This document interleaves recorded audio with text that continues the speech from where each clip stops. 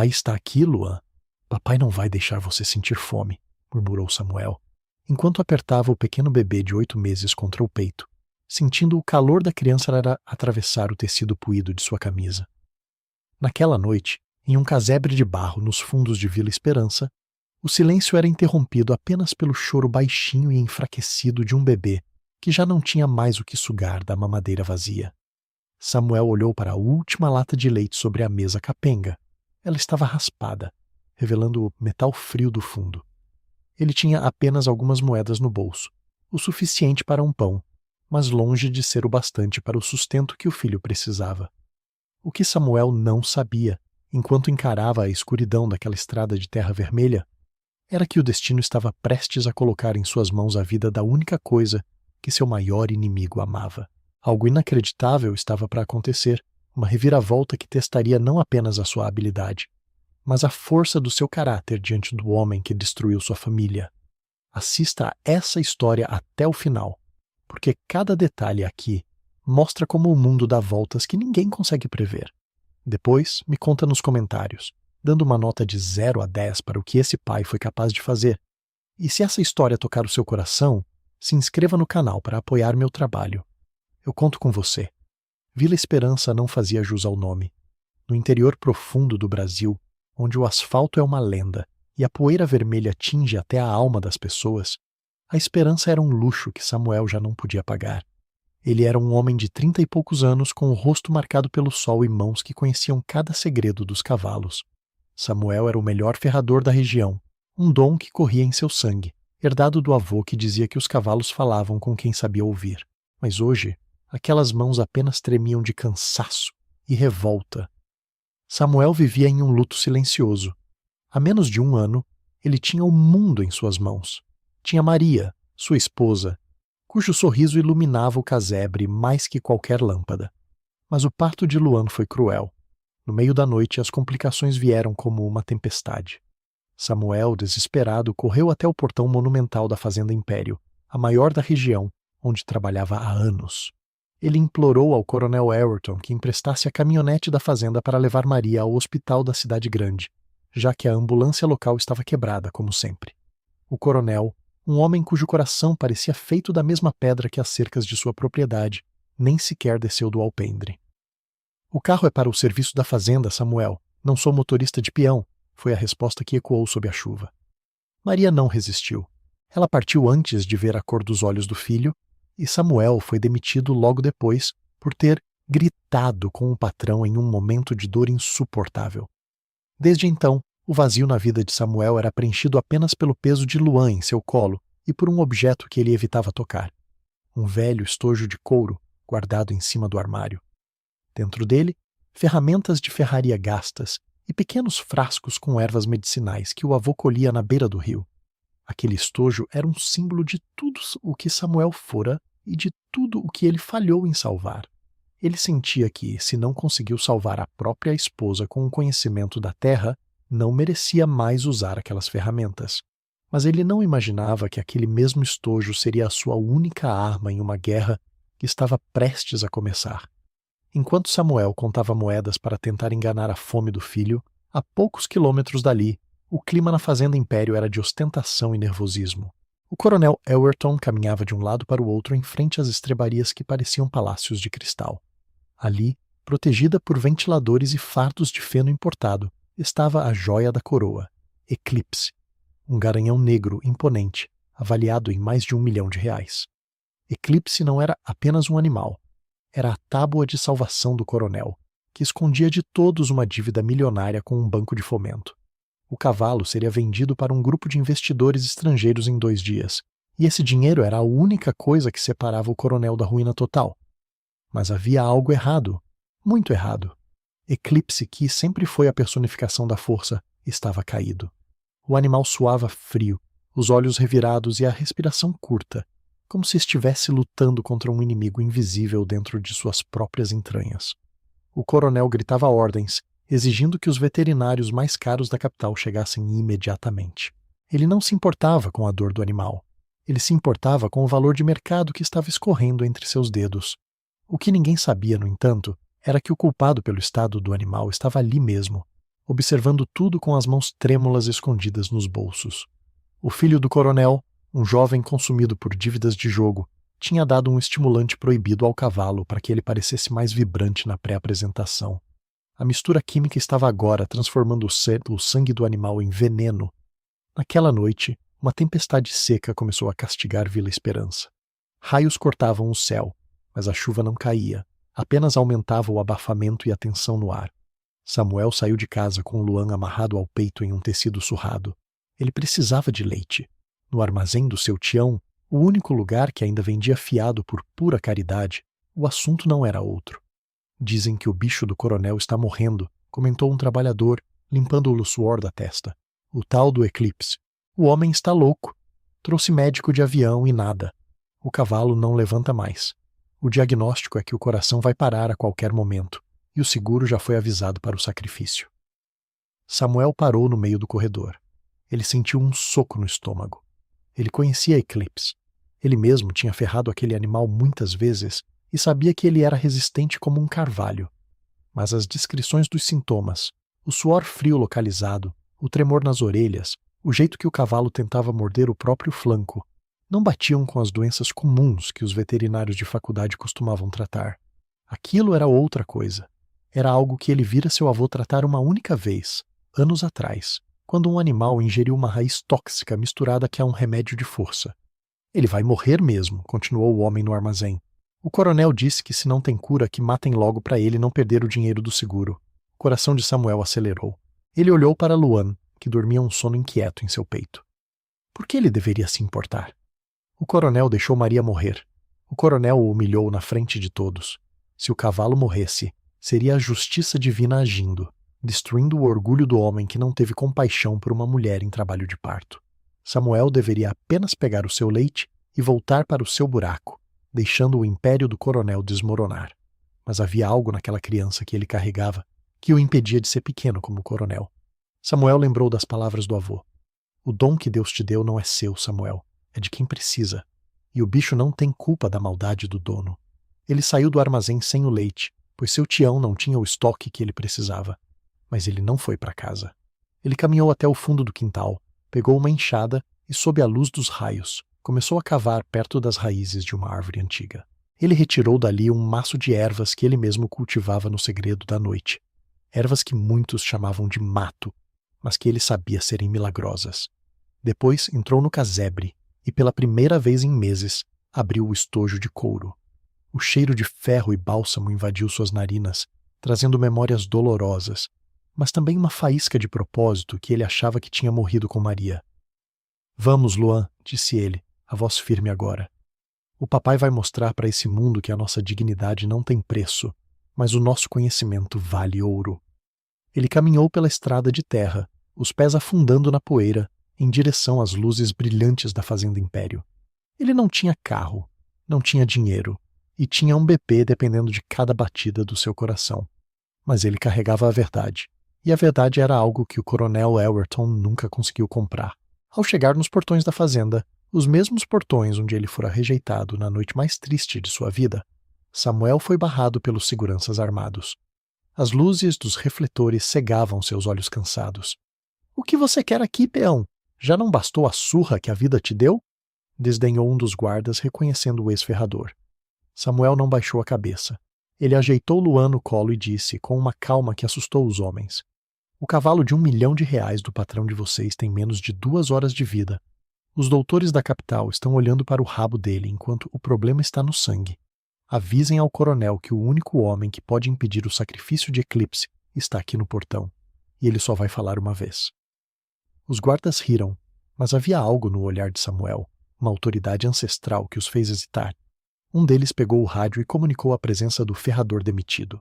Alguns minutos depois, a caminhonete luxuosa do coronel parou bruscamente, levantando uma nuvem de poeira vermelha que cobriu Samuel e o bebê.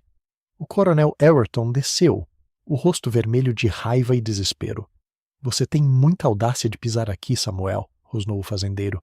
Vem rir da minha desgraça? Vem ver o animal morrer para se sentir vingado? — Eu não sou como o senhor, coronel, respondeu Samuel, sua voz cortando o ar como uma lâmina. Eu vim salvar o animal, não por você, mas porque ele não merece pagar pelos seus pecados. Eu sei o que ele tem, e eu sei como curar. O coronel soltou uma gargalhada amarga. Os melhores veterinários do país estão lá dentro com aparelhos que custam mais que a sua vida inteira, e eles dizem que não há o que fazer. O que um pobre coitado com um estojo velho e um bastardo no colo pode fazer? Ao ouvir a palavra bastardo, o sangue de Samuel ferveu, mas ele se controlou. Ele olhou para o relógio de ouro no pulso do coronel. O tempo está passando. Em 2 horas o senhor terá um monte de carne morta e uma briga judicial com o seguro que vai durar 10 anos. Ou, o senhor pode me deixar entrar, mas eu tenho um preço. Eu sabia, gritou o coronel. É dinheiro que você quer. Está tentando me extorquir no meu momento de fraqueza. Não é extorsão, é justiça, disse Samuel. Se eu salvar o cavalo, eu quero o pagamento em dinheiro vivo, agora, para o tratamento de saúde do meu filho. E eu quero a escritura da pequena gleba de terra que pertenceu ao meu avô e que o senhor tomou em uma dívida de jogo há 20 anos. Se eu falhar, pode me entregar para a polícia por invasão e maus tratos. Eu aceito o risco. O coronel hesitou. O desespero de perder o negócio milionário falou mais alto que o seu orgulho.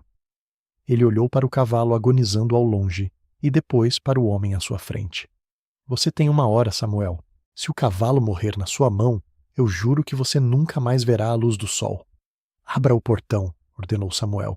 O que aconteceu em seguida foi algo que Vila Esperança jamais esqueceria. Mas Samuel mal sabia que dentro daquela estrebaria luxuosa ele encontraria não apenas um animal morrendo, mas a prova de um crime que mudaria o jogo de poder naquela cidade para sempre. E o que ele descobriu escondido entre o feno o deixou em choque. Mas isso era só o começo. Samuel atravessou o limiar daquelas estrebarias sentindo um contraste que feria a alma. O chão não era de terra, mas de um piso emborrachado que abafava o som dos passos. O ar não cheirava apenas a animal, mas a desinfetante caro e alfafa de primeira linha. Era um hospital de elite disfarçado de cocheira. Ali, cada centímetro quadrado valia mais do que o bairro inteiro onde Samuel morava. Ele apertou Luan contra o peito, sentindo o coraçãozinho do filho bater acelerado contra o seu. O bebê, curioso com as luzes fortes, arregalou os olhos, mas não chorou. Parecia entender que o pai estava em uma missão de vida ou morte. No centro da baia mais luxuosa, cercado por 3 veterinários de jalecos impecáveis e equipamentos que piscavam luzes digitais, o grande eclipse lutava para respirar. O cavalo, um monumento de músculos negros, estava deitado sobre o feno, o pescoço esticado e as narinas dilatadas, soltando um som rouco que parecia um pedido de socorro. Os médicos da capital trocavam olhares de derrota. Eles já tinham injetado tudo o que a ciência moderna permitia, mas o animal não respondia. "O que esse homem está fazendo aqui?" perguntou um dos veterinários, um rapaz jovem chamado Gustavo, com o rosto liso de quem nunca tinha pegado em uma enxada. "Coronel, isso é uma área estéril. Ele está carregando uma criança. Isso é um absurdo, uma irresponsabilidade técnica." O coronel Ewerton, encostado na parede de madeira nobre, mal olhou para o médico. "Ele diz que sabe o que o bicho tem, e como vocês já me disseram que o cavalo é um caso perdido, não tenho nada a perder. Deixem ele trabalhar." Samuel ignorou o deboche nos olhos dos doutores. Ele caminhou até um canto da baia, onde o feno estava mais alto e limpo. Com uma ternura que fez o silêncio pesar na sala, ele acomodou Luan ali, criando um ninho improvisado com sua própria jaqueta surrada. "Fica quietinho aqui, meu filho. O papai precisa salvar um amigo", sussurrou. Luan, exausto pela jornada, apenas suspirou e fechou os olhos, cercado pelo cheiro doce do capim seco. Samuel então se levantou, abriu seu estojo de couro e o tempo pareceu parar. Mas o que Samuel viu ao se aproximar do cavalo o deixou em alerta. Ele não começou injetando remédios. Ele começou ouvindo. Ele encostou o ouvido no flanco de Eclipse, fechou os olhos e ignorou as máquinas. Os veterinários riram baixinho, trocando piadas sobre medicina de curandeiro. Mas Samuel não ouvia as piadas. Ele ouvia o movimento, ou a falta dele, dentro do animal. "Vocês trataram o coração e o pulmão", disse Samuel sem abrir os olhos. Mas o problema não começou aí. O cavalo está travado por dentro. O sangue dele está virando melado, grosso demais para circular. Ele não está doente. Ele foi envenenado por algo que acelerou o motor dele até fundir. O veterinário Gustavo deu um passo à frente, irritado. "Isso é impossível. Fizemos todos os exames toxicológicos básicos. Não há sinal de veneno comum." "Por que não foi veneno de rato, doutor?" retrucou Samuel, levantando-se e encarando o rapaz. "Foi algo para deixar ele bonito, não foi? algo para ele brilhar na pista e não sentir cansaço. Só que quem deu errou a dose, e agora o estômago dele parou e o gás está esmagando os órgãos. E é aqui que muita gente desiste, achando que a técnica simples não vence a tecnologia.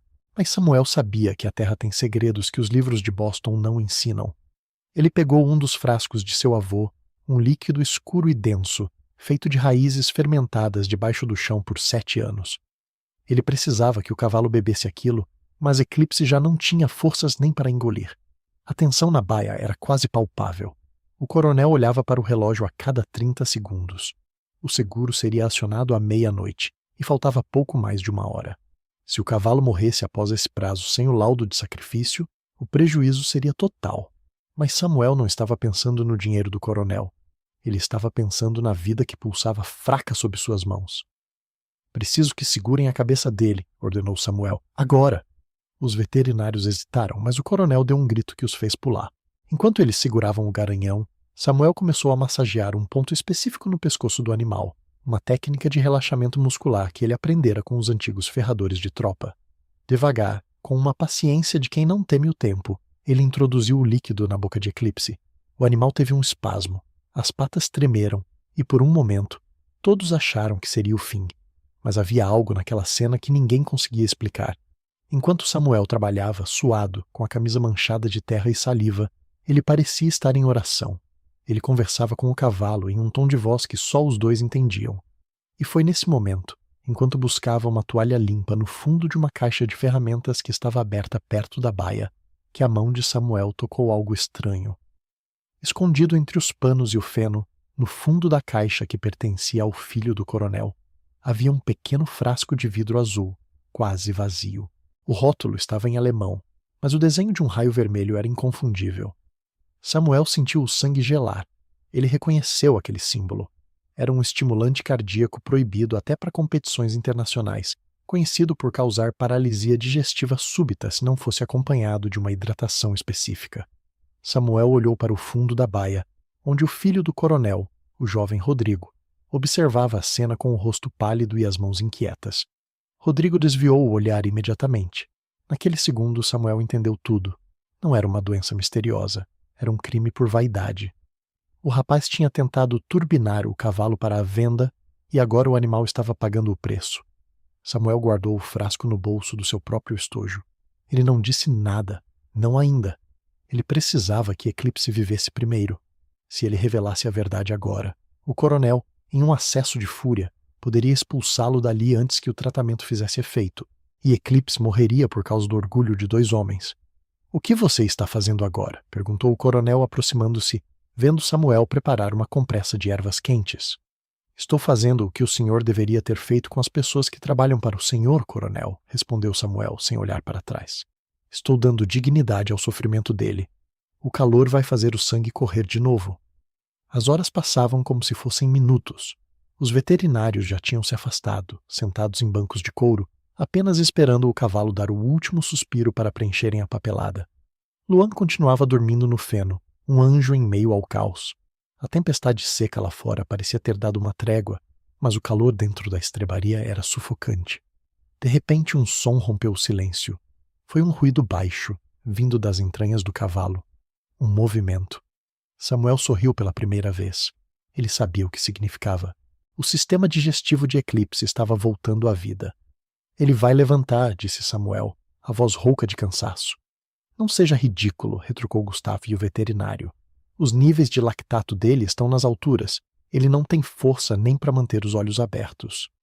"Pois olhe agora, doutor", disse Samuel, como se fosse um milagre operado pelas mãos calejadas daquele pai solteiro. O grande Eclipse deu um solavanco. As patas dianteiras buscaram apoio no chão emborrachado. O animal soltou um relincho curto, ainda fraco, mas carregado de vida. O suor frio começou a secar, dando lugar a um brilho natural na pelagem negra. O cavalo forçou o pescoço para cima, e Samuel, com a agilidade de um mestre, ajudou o animal a encontrar o equilíbrio. O coronel Elwerton deu um passo à frente, os olhos arregalados, a boca aberta. O relógio marcava 15 minutos para a meia-noite. R$ 1.000.000 estava de pé. O garanhão que estava destinado ao sacrifício agora olhava ao redor, procurando água. Ele conseguiu", murmurou Rodrigo. o filho do coronel com uma mistura de alívio e pavor. Samuel se afastou do animal, caminhou até o feno e pegou Luan no colo. O bebê acordou com o movimento, bocejando e esfregando os olhinhos, completamente alheio ao fato de que o pai acabara de realizar o impossível. Samuel ajeitou o filho no sling e encarou o coronel. O cavalo está salvo, coronel. Ele precisa de água morna e repouso absoluto por 3 dias. Nada de remédios químicos, apenas o que eu deixei preparado. O coronel Elwerton parecia ter recuperado a fala.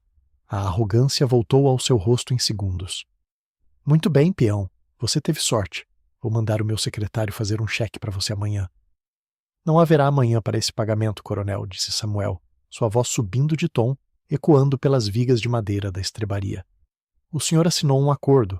Eu quero o dinheiro vivo agora, para levar meu filho ao médico na cidade grande. E eu quero o documento da terra do meu avô. O senhor tem o documento aqui, no cofre do escritório. Eu sei disso. O coronel soltou uma risada seca. Você acha mesmo que vou te dar uma terra que vale 10 vezes o que eu te prometi só porque você deu um chá para um cavalo? Vá embora antes que eu mude de ideia e te mande para a cadeia por charlatanismo. Samuel sentiu uma calma fria percorrer seu corpo. Ele levou a mão ao bolso e sentiu o pequeno frasco azul. Ele olhou para o coronel, depois para o filho dele, Rodrigo, que agora estava pálido como um papel. O senhor quer mesmo falar sobre cadeia, coronel? Perguntou Samuel, aproximando-se lentamente. Porque eu acho que o senhor vai preferir me dar aquela terra do que explicar para os investidores estrangeiros e para a seguradora porque o seu filho estava injetando substâncias proibidas no eclipse. O silêncio que se seguiu foi absoluto. Até o cavalo parecia ter parado de mastigar o feno para ouvir o que viria a seguir. Mas o que o coronel Elwerton não sabia era que Samuel não estava ali para uma chantagem barata. Ele estava ali para cobrar uma dívida de sangue, e o que Samuel disse em seguida o deixou em choque. O silêncio que se seguiu à ameaça de Samuel era tão denso que se podia ouvir o tic-tac do relógio de ouro do coronel, como se cada segundo fosse um prego sendo batido no caixão da reputação daquela fazenda. O coronel Elwerton encarava o pequeno frasco azul na mão de Samuel como se fosse uma granada prestes a explodir. Rodrigo, o filho, deu um passo para trás, tropeçando em um fardo de feno. O rosto antes arrogante agora transformado em uma máscara de puro terror. Ele sabia que, se aquela informação vazasse, o seguro não pagaria um centavo e os investidores estrangeiros processariam a família até a última geração. Você não teria coragem, sibilou o coronel, a voz falhando por um instante. Quem acreditaria em você, um peão demitido, um viúvo que mal tem onde cair morto? Eu sou a lei nesta cidade, Samuel. Eu posso fazer você desaparecer antes mesmo de cruzar o portão. Samuel sentiu um calafrio subir pela espinha, mas não desviou o olhar. Ele apertou Luan contra o peito, sentindo o calor do filho lhe dar a coragem que lhe faltava. O senhor pode ser a lei, coronel, mas o mundo lá fora não é a sua fazenda. Eu já perdi o que tinha de mais valioso por causa da sua falta de alma. O que mais o senhor pode me tirar? A minha vida? Se eu não sair daqui com o que é justo, esse frasco vai parar nas mãos do delegado e da imprensa da capital. Eu não tenho nada a perder, mas o senhor tem tudo. Mas isso era só o começo da queda de braço. O coronel, percebendo que a força bruta não funcionaria com um homem que já habitava o fundo do poço, mudou de tática. Ele forçou um sorriso frio e fez um sinal para que os seguranças se afastassem. Tudo bem, Samuel. Você provou que é mais esperto do que eu pensava. Vamos conversar no escritório. Deixe o garoto aí com os veterinários. O meu filho não sai do meu lado, retrucou Samuel. E nós não vamos para escritório nenhum. O senhor vai buscar o documento da terra e o dinheiro agora. Eu espero aqui, ao lado do eclipse. Se alguém tentar me cercar, o vidro quebra no chão e a prova se perde, mas a verdade já foi dita para os doutores aqui presentes. Ele apontou para os veterinários da capital, que observavam tudo em choque. Eles eram testemunhas agora. O coronel, rangendo os dentes de tal forma que parecia que seus molares iam estraçalhar, virou as costas e caminhou em direção à casa grande. Rodrigo seguiu, cabisbaixo como um cão acuado.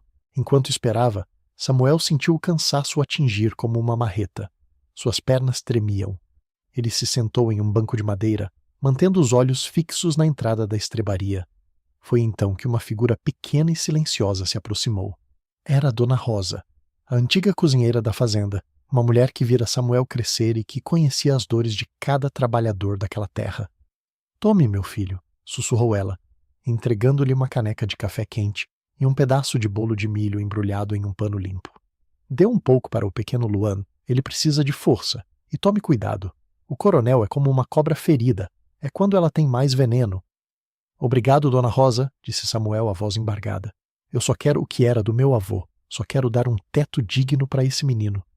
Você está fazendo o certo, disse a velha, olhando ao redor para garantir que ninguém ouvia. Mas você não sabe de tudo, Samuel. A terra do seu avô, ela não foi perdida só por jogo.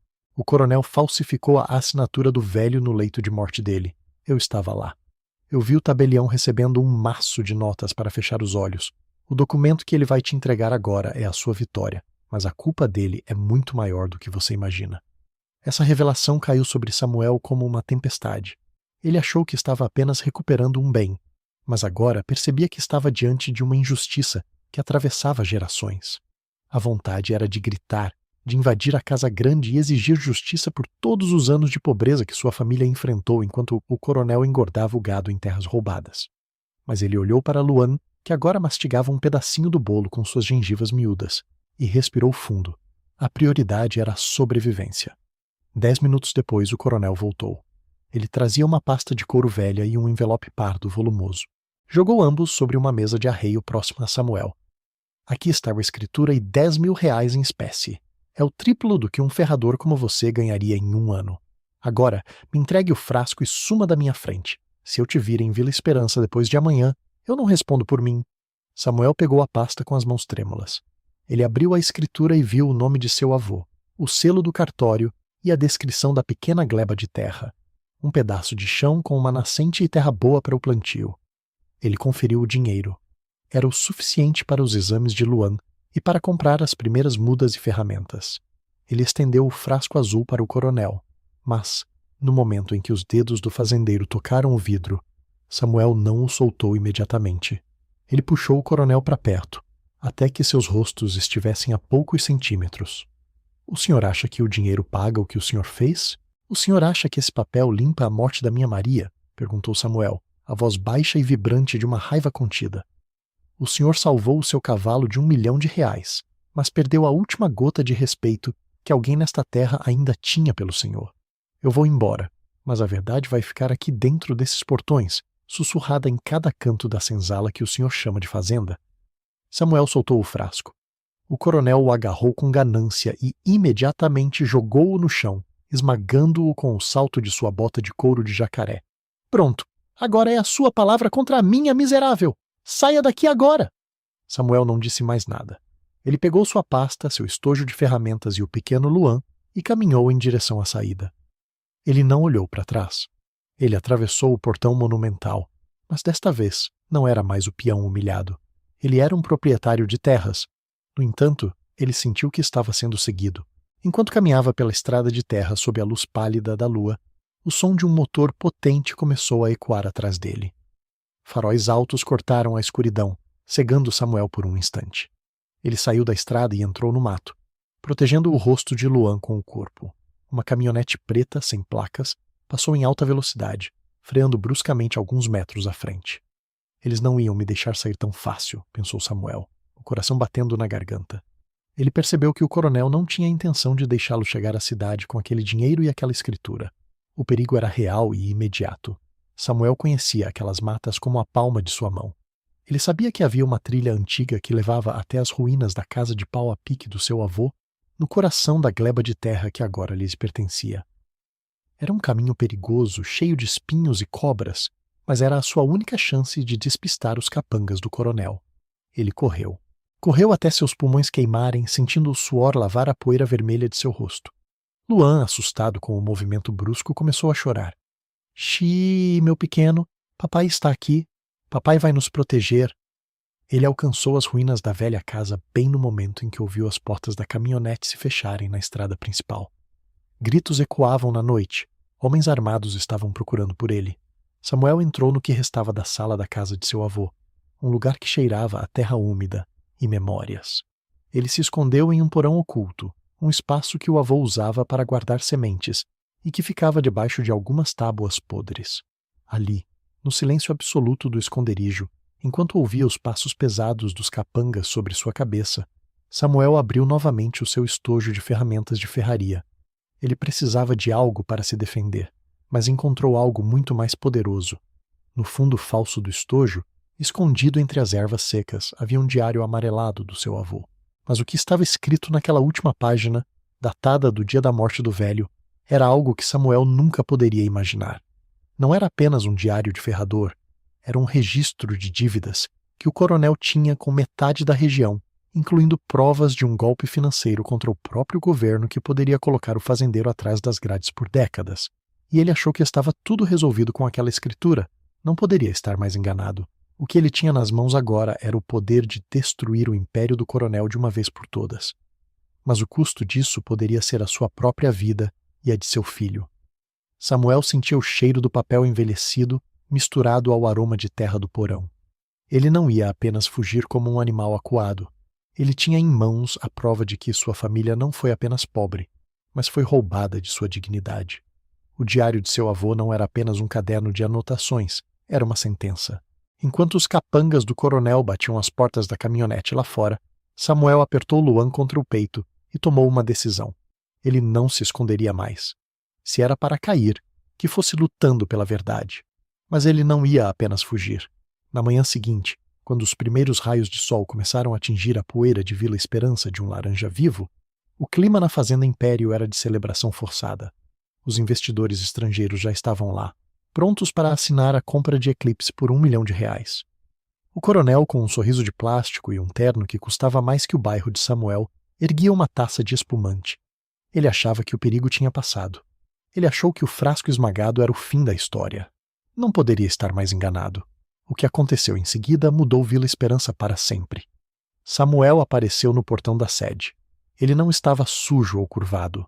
Ele caminhava com a cabeça erguida, segurando Luan em um braço e o diário do avô no outro. Atrás dele, para a surpresa de todos, vinha o delegado da cidade vizinha e 2 fiscais federais que Samuel havia contatado por rádio na calada da noite, usando o equipamento de um vizinho de confiança. "O negócio acabou, coronel", disse Samuel, sua voz ecoando pelo pátio de mármore. "O senhor não vai vender esse cavalo e não vai mais enganar ninguém. Aqui está o registro de como o senhor falsificou a assinatura do meu avô e de como o senhor fraudou o Banco de Fomento para construir este império de papel." O rosto do coronel passou do vermelho para o cinza em segundos. Ele tentou rir, tentou chamar os seguranças, mas os investidores, ao verem os documentos e os fiscais, recuaram imediatamente. A máscara de poder caiu, revelando apenas um homem pequeno e ganancioso. O clímax foi silencioso e devastador. Enquanto o coronel era levado para prestar esclarecimentos, Samuel apenas observava, sentindo o peso de meses de luto e injustiça finalmente deixar seus ombros. A restauração não veio com milhões, mas com paz. Samuel não quis a mansão nem o luxo. Ele exigiu apenas o que era seu por direito. Meses depois, a pequena gleba de terra do seu avô estava transformada. A casa de pau a pique foi reformada com madeira boa e tijolos sólidos. Vemos Samuel agora, sentado no alpendre, observando o pôr do sol.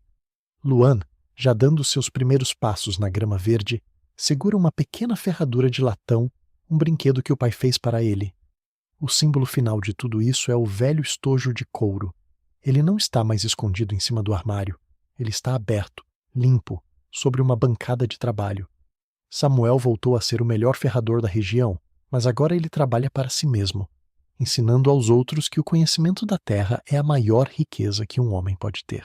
O cavalo Eclipse que o coronel queria vender como mercadoria foi comprado por um consórcio de trabalhadores locais e agora vive livre nos pastos da comunidade. Um símbolo vivo de que a vida sempre encontra um caminho quando a verdade é dita. A verdadeira autoridade não vem do poder de esmagar os outros, mas da integridade de quem, mesmo no fundo do poço, escolhe fazer o certo. Samuel e Luan olham para o horizonte, sabendo que Maria, de onde quer que estivesse, finalmente estava vendo a justiça florescer naquela terra vermelha. Se essa história de coragem e justiça tocou você de alguma forma, se inscreve no canal para apoiar o meu trabalho.